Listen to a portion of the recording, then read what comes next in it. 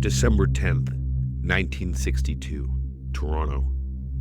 You're 23 years old, and you've been charged with breaking and entering. Caught coming out of a hardware store in Dundas at 2 in the morning with $40 worth of tools and no good explanation. The judge gave you 30 days in the Don jail. You thought you understood what that meant. You didn't. 5 days in, and the place has already gotten inside of you. The smell first. Cold stone and disinfectant, and something underneath it you can't name and don't want to. The food that comes twice a day is in portions that make you do the math on how hungry you'll be by lights out. The cot is too narrow to turn over on without waking yourself up. But mostly, it's the sound. The Don jail never goes fully silent. There's always something, a cough 3 tiers up, boots on stone somewhere below, pipes in the walls knocking and hissing at no particular hour. You learn to sleep inside the noise, and you learn to read it. By your second day, you understand the population of this place. The man in the cell to your left is waiting on a murder charge and has been here for 4 months. The kid to your right is 16, maybe younger, picked up for stealing food from a Yonge Street grocery store. In between them is you, 30 days. And somewhere further down the tier are men whose names you don't know and whose eyes you've learned not to meet. The Don jail doesn't separate people by what they did. It just puts them in the same building and lets that be enough. Which is why tonight is wrong. You can't sleep. You've been lying on the cot for an hour, turning over, turning back, staring at the ceiling. 5 days in and the Don jail still doesn't feel right at night. The sounds are familiar now, but familiar isn't the same as comfortable. And tonight, something beyond the usual discomfort is keeping you awake. Something you can't name yet, just a feeling that the building is doing something it doesn't normally do at this hour. Because 11 o'clock in the Don jail is not a busy hour. The guards do their rounds, the building settles. Most people are asleep, or trying to be. You've been here for 5 days and you already know that this time of night is when the place goes as quiet as it ever gets. But not tonight. There are too many guards moving, too many keys, too many deliberate, unhurried footsteps for 11 o'clock on a Monday night. And the direction they're moving is always the same, down towards the northeast corner of the building, towards a part of the jail you've never been taken to and nobody's pointed out to you, but somehow everyone seems to know about it anyways. You've heard things the past few days, whispers mostly, pieces of conversations that stopped when you got too close. Something is coming. Something is happening in this building very soon. You didn't know what to make of it at first. People say all kinds of things in here, wild things, frightening things. You've learned quickly that not everything you hear in the Don jail is worth believing.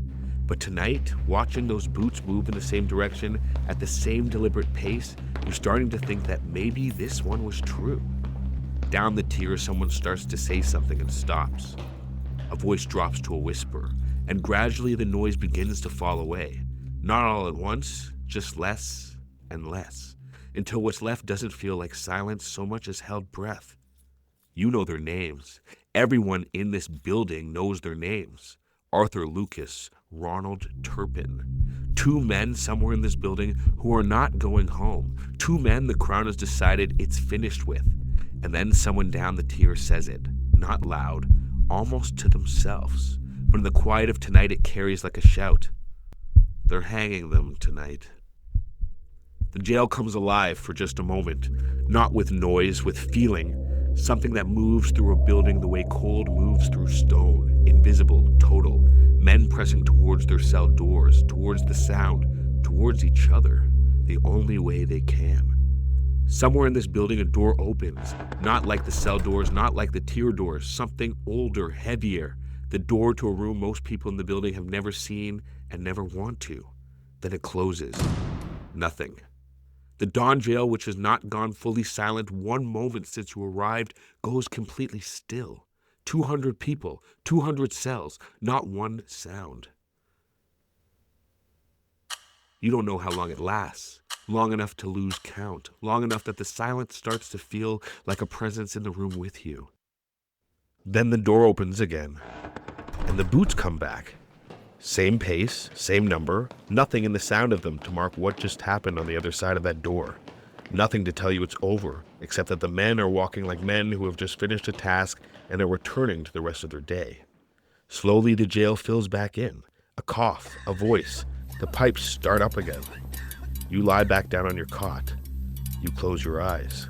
You have no idea that the two men who just died in this building were the last people that the Canadian government would ever execute, that history was just made, that it happened here, that you were 20 feet away in the dark when it did.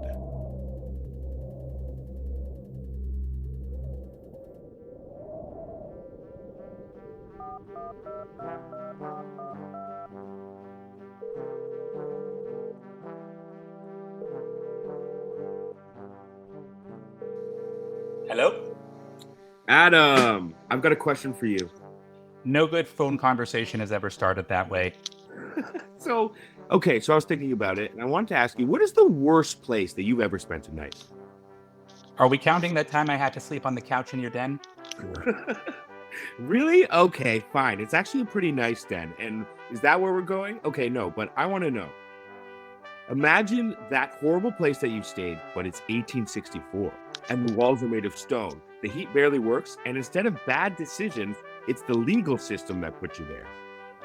Well, it was my bad decision to sleep in your den, but other than that, it's a perfectly good description. This is much, much worse than that time that you spent on my couch. I'm talking about probably one of the worst places you could ever spend a night in Toronto.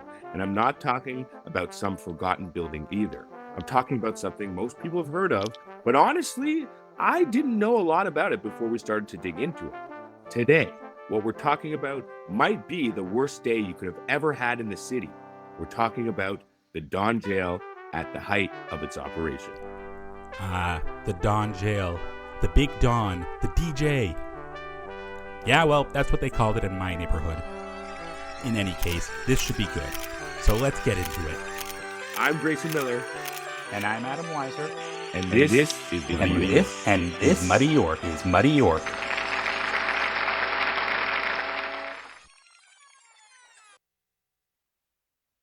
To understand why Toronto built the Don Jail, you have to understand what Toronto actually was in the years leading up to it. Because the city people picture when they hear Toronto, the skyline, the density, the infrastructure, none of that existed yet. What exists is something a lot more raw, louder, and a lot harder to manage.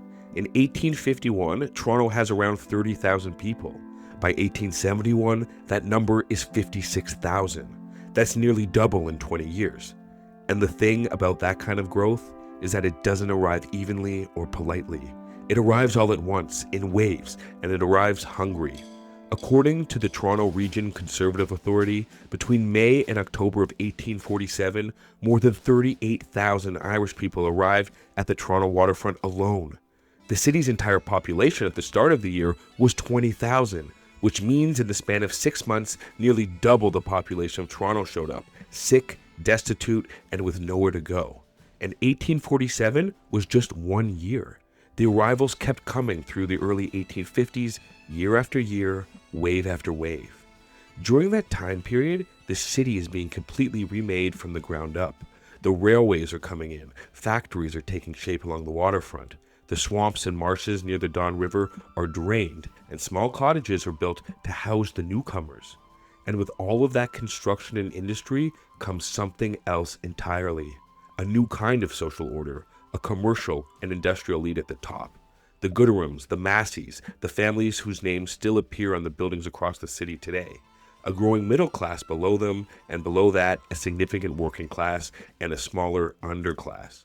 The people who arrived with nothing, found little, and ended up caught in a system that was never designed for them.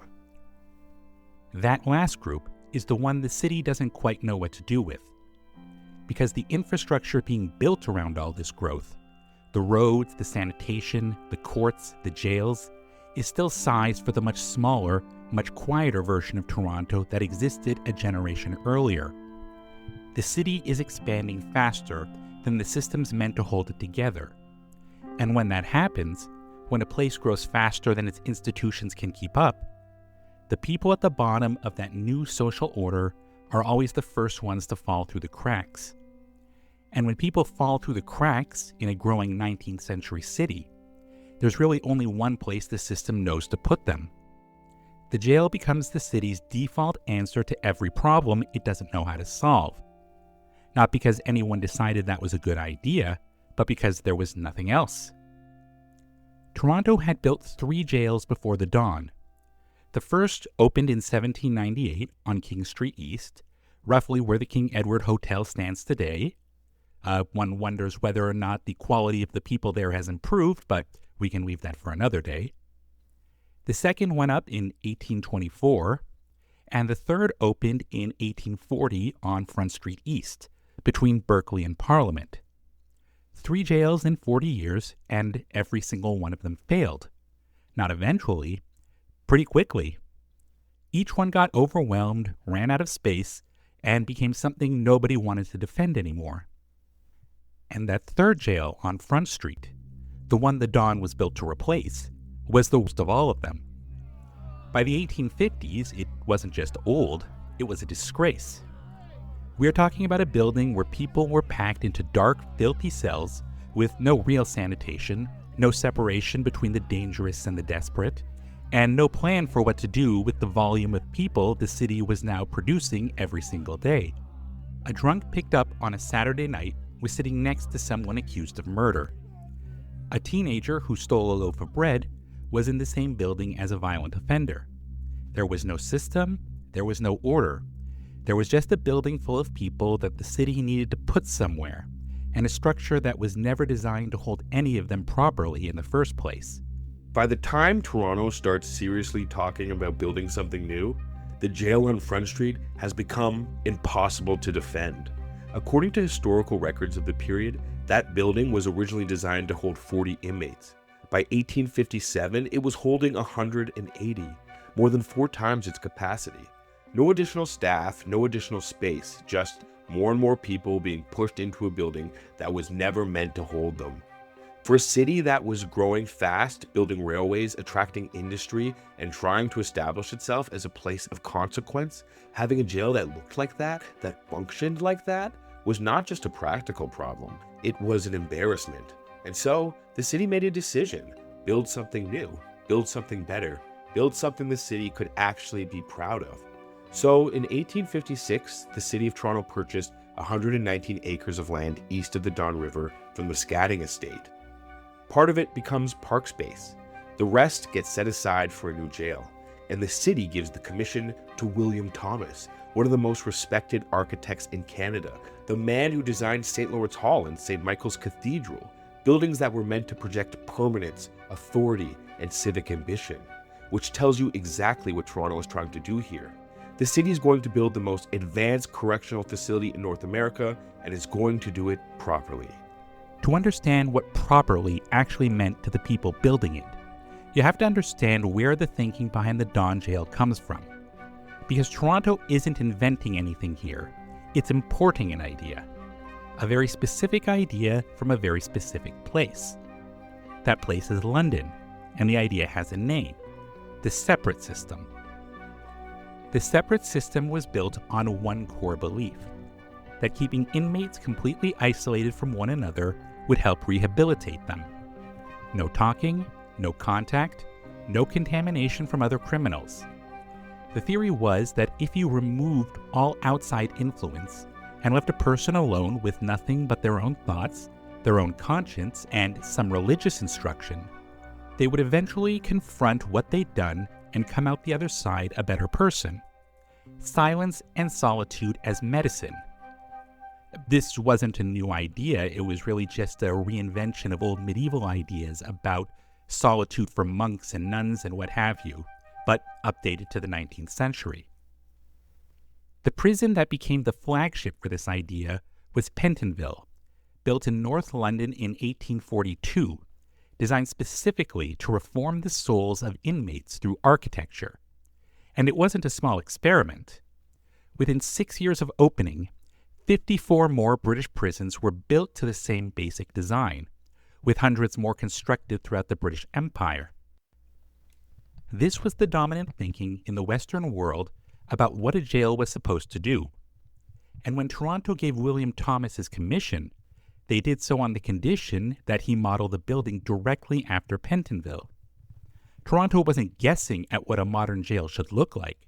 They went and found the best example in the world and said, build us that right here. But here's where the story gets complicated before it even begins.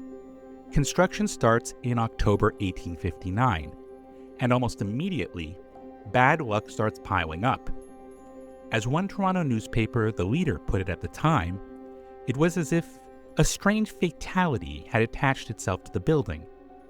The original contractors proved incompetent. Hard to imagine a Toronto government project being run by incompetent contractors. Who ever heard of such a thing? But they had to be replaced. The foundation was compromised and had to be rebuilt.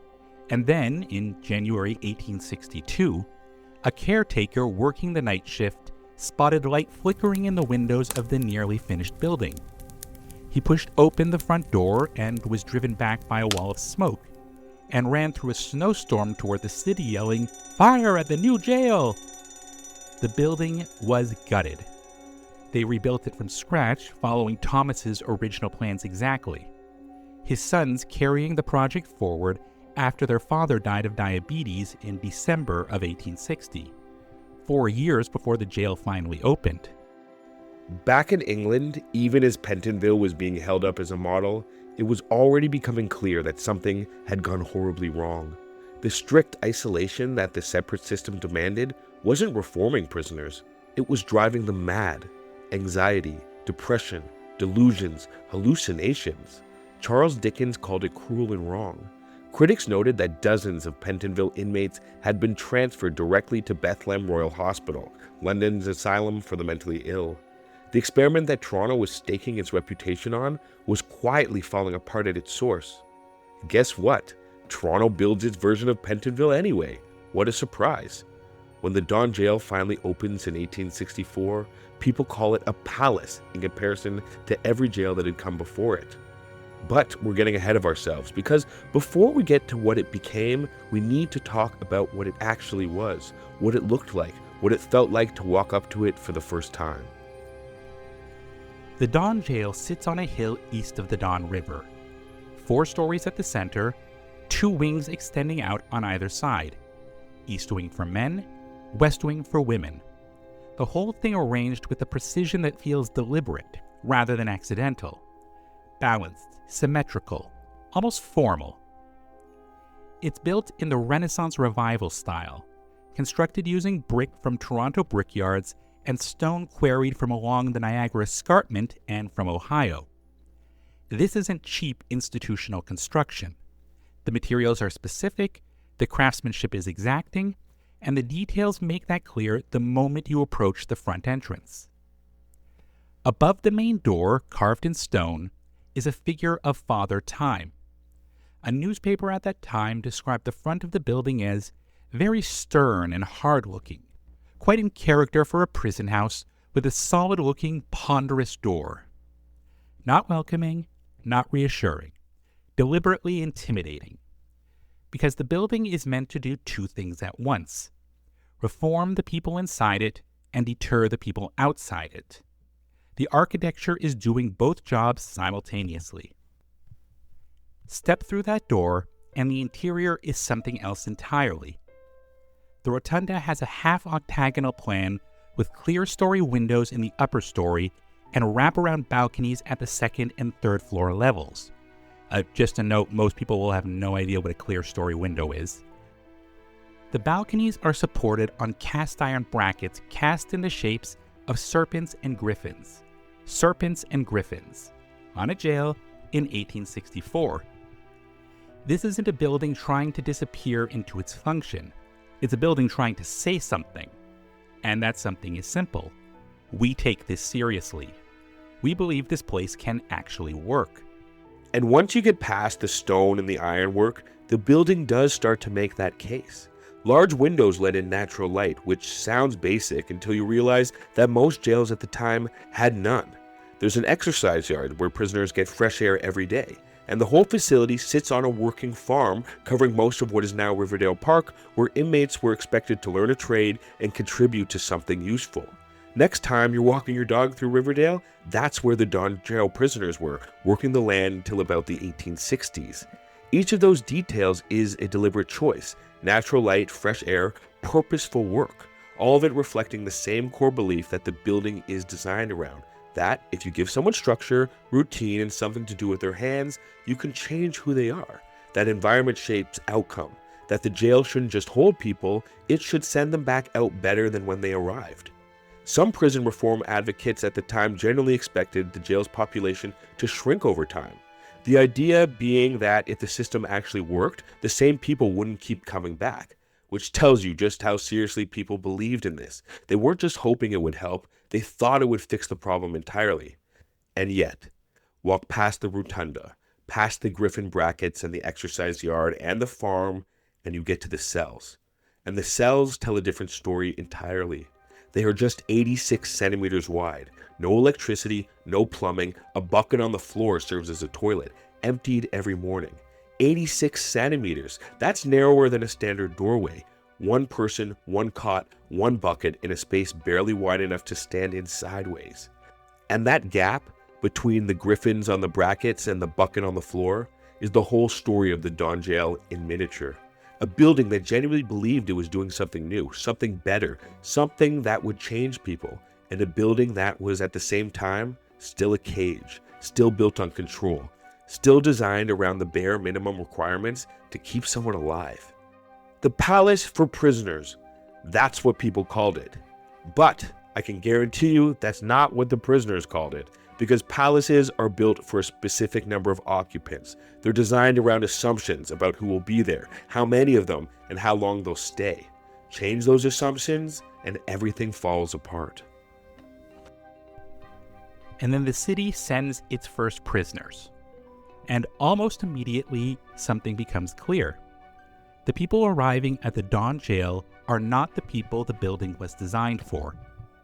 A Globe article from 1874 provides a snapshot of exactly who was inside just 9 years after the jail opened. And the numbers tell a story the architects and reformers never anticipated. That year, 2,282 prisoners passed through the Don jail. More than half of both the male and female prisoners were there for drunken disorderly behavior. Not robbery, not assault, not any of the serious crimes the reform philosophy was built around. Drunken disorderly, which sounds minor until you understand what it actually represents. These are people dealing with addiction, with poverty, with the kind of instability that doesn't have a clean institutional solution. And the jail has become the place where those problems end up, not because it's equipped to handle them, but because the city has nowhere else to put them. And it gets more specific than just that. About 135 prisoners, roughly 6% of the total, are under the age of 16. Teenagers, in some cases children, processed through the same system, held in the same building as adults charged with violent crimes. More than 500 of the male prisoners, about 32%, could not read or write well. None of the female prisoners could read or write at all, which is not a detail about criminality. It's a detail about access, about what kind of city Toronto was building itself into and who was being left behind in the process. And those numbers weren't abstract to the people of the time either. George Brown, the founder of the Globe newspaper, the very paper that would later document those 2,282 prisoners, had written about the Irish immigrants flooding into Toronto just years earlier. He said, "Irish beggars are to be met everywhere," he wrote, "and they are ignorant and vicious, and they are poor. They are lazy, improvident, and unthankful. They'll fill our poorhouses and our prisons." Geez, nice guy, George Brown. That's who George Brown thought was inside the Don jail. That's who the city thought needed reforming. Not people broken by poverty or displacement, people who were simply defective. And that assumption baked into the way the city understood its own jail is exactly why the reform philosophy was never going to work. The Prisoners' Aid Association of Toronto, organized in the 1870s, argued that without support to find work, lodging, food, and clothes, many ex-convicts who had served their sentences were simply likely to end up back in jail. They weren't wrong. The same people kept coming back because the jail fixed nothing about the conditions that sent them there in the first place. And so the building starts filling up in ways nobody planned for. The average stay was supposed to be brief. Instead, people are held for months. One person per cell becomes two. Two becomes three. The exercise yard becomes a holding area. The farm disappears from the program entirely. And what's left is just an overcrowded building full of people the system never knew what to do with in the first place. According to the Canadian Encyclopedia, in 1880, the Don Jail was described as a dungeon, a black cesspool, unfit for human habitation. In 1880, that was only 20 years after it had opened. But overcrowding and broken ideals are only part of what made the Don Jail what it became. Because while all of this was happening, the building was being asked to do something else entirely. Something that was never in the reform philosophy, never in William Thomas's plans. Something that happened behind a locked door in a converted washroom in the northeast corner of the building. A room that most prisoners never saw and nobody talked about openly. Between 1872 and 1962, 34 men were brought to that room and did not walk out. That's part 2. I'm Grayson Miller. And I'm Adam Weiser. And we'll see you for part 2.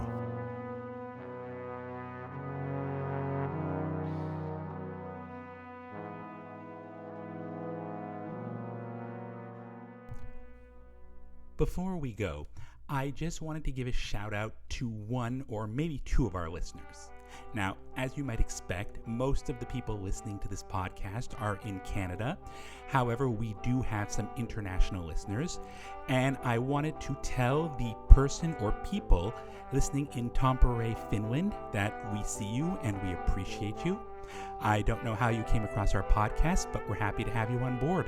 And please give us a shout out if you feel inclined. And guys, if you like this podcast, leave a review, give us 5 stars, share it with a friend. That's how people find out about this podcast. And we want to keep sharing great Toronto stories. So if you could do that, that would be great. If you want to reach out to us, you could reach out to us at muddy_york@outlook.com, or you can reach us on our socials. That's at Muddy York Podcast. There's 2 Y's in the middle, at Muddy York Podcast. We're on YouTube, Instagram, TikTok, all of it. Hit us up. We'd love to hear from you. Thanks, guys.